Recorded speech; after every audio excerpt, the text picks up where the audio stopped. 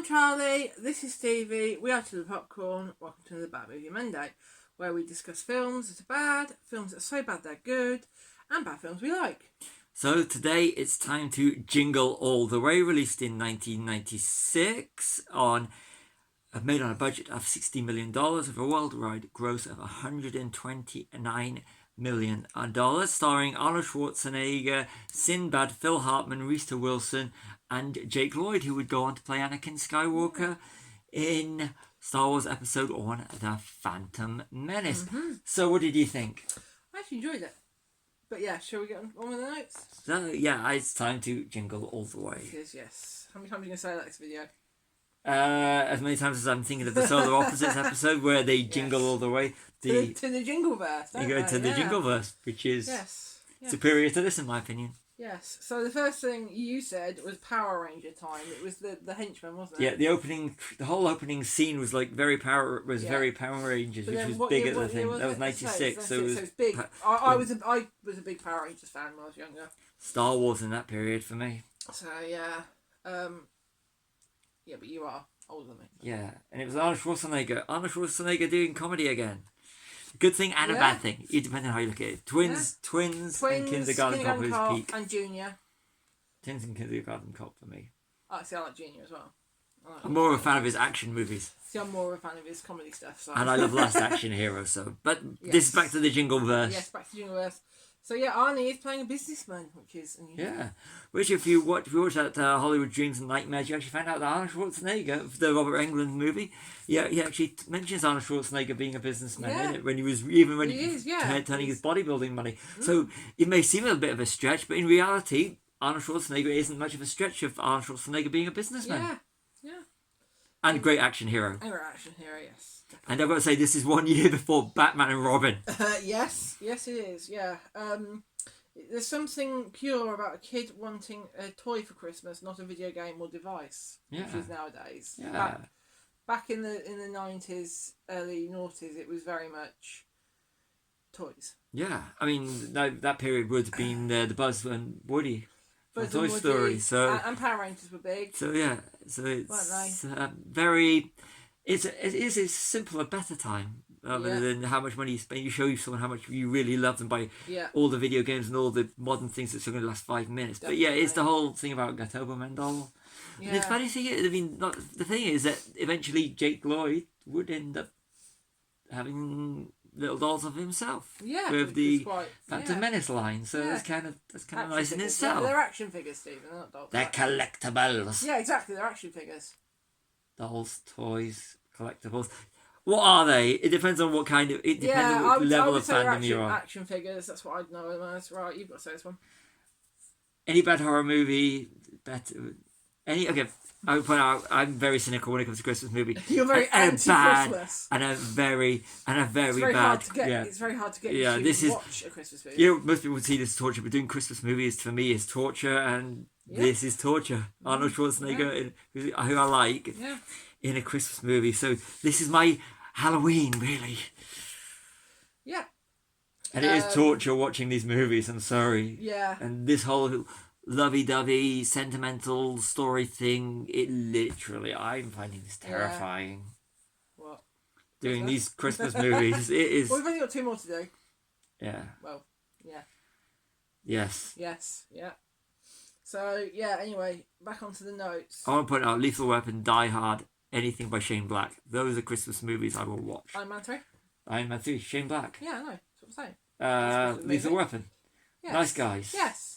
I think The Predator. Nice Guys is set at Christmas. It is set at Christmas. The Predator. I don't think that's set at Christmas. I'm sure it is. Anyway, so it's just something I noticed when they're in a shop and there's only a few Turbo Man action figures left because they call them action figures in the film. And the shop owner says that the price has doubled due to high demand. Is that not dynamic pricing? Yes, they've always done that. They have, if you get like Princess Leia, years ago there was one Princess Leia per box.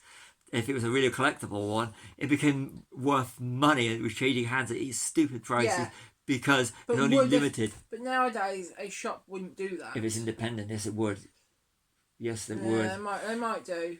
Yes, There it might would. be. So that is the sort of thing that still Yeah. goes on, but goes on worse in the collectible market. So it's Yeah, just but gone I was and amplified. I was thinking pricing like ticket sales like we've had Yeah. recently with But with Oasis. toys, it does that. You look at those. You get these little. We know of a store where they have the little mystery minis, Yeah. and because the rare ones, they literally open them up to get pick out the rare ones, and they charge extortionate amounts They do, for yeah. the ones. Very Or true.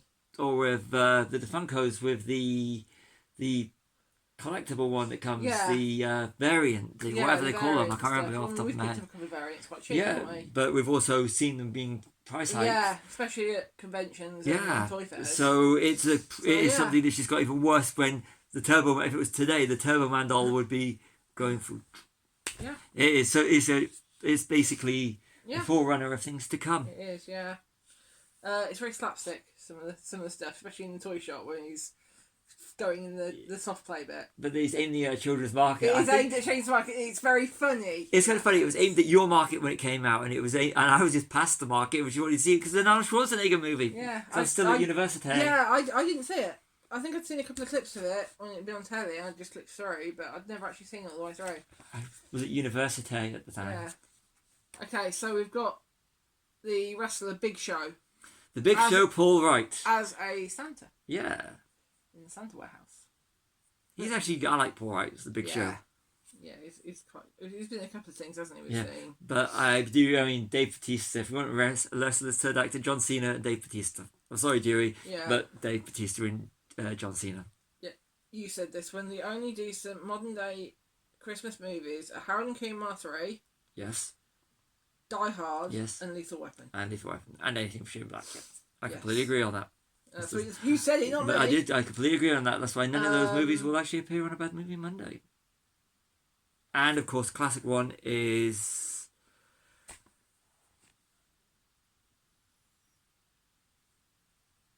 It's a Wonderful Life. I had breakthroughs. We're going to do this in one take. We're keeping in It's a Wonderful Life. Yeah, we got there in Perfect the end. movie. Yeah, so yeah. But yeah, it is very slapstick. But then again, so is the one we watched last week, which was Home Alone 3. Yeah. So, yeah, interchangeable. But you know what they don't all have in them as well? And we watched a clip of Harold and Kumar. Yeah. Groin shots. Groin shots, yeah. In the third one. Yeah. But that's 2 movies in a row we've seen. Yeah. With groin And we watched a shots. clip of Harold and Kumar because we just wanted to watch a clip of Harold and Kumar Christmas. Yes. Harold and Kumar Christmas. If you're going to watch a Christmas so movie funny. that you're going to laugh, you're... Not suitable for kids, by the way. Not suitable for kids. No. Not child friendly. But is hilarious. We It's saw it absolutely... through, didn't Yeah. Which is even And it's better. so quotable and it's a wonderful movie. Yes. And it has a real heart.